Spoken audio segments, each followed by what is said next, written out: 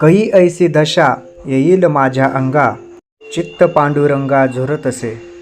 नाठवुनी देह पायाचे चिंतन, अवसान ते क्षण नाही मधी.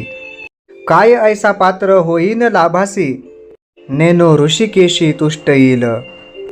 तुका मने धन्य मानीन संचित, घेईन ते नित्य प्रेम सुख.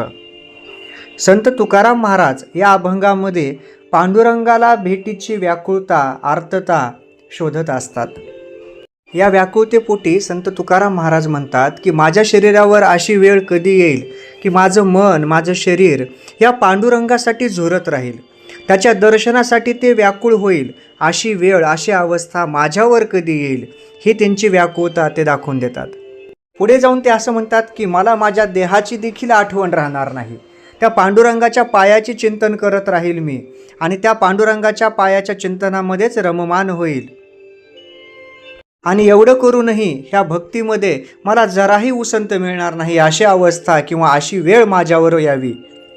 आणि असं जरी केलं तरी मी कधी माझ्या पांडुरंगाच्या भक्तीसाठी मी लाभार्थी म्हणजे कधी पात्र होईल, मी त्यांच्या भक्तीच्या योग्य मी कधी होईल, भक्त म्हणून घेण्यासाठी मी त्या योग्यतेचा कधी होईल, ही आठवण संत तुकाराम महाराज सांगतात. कारण आपण देवाकडे काहीतरी मागत असतो, भक्त म्हणून नाही, पण आपण याचक म्हणून नेहमी जातो आणि आपल्या भौतिक सुखाच्या गोष्टी ईश्वराकडे मागतो.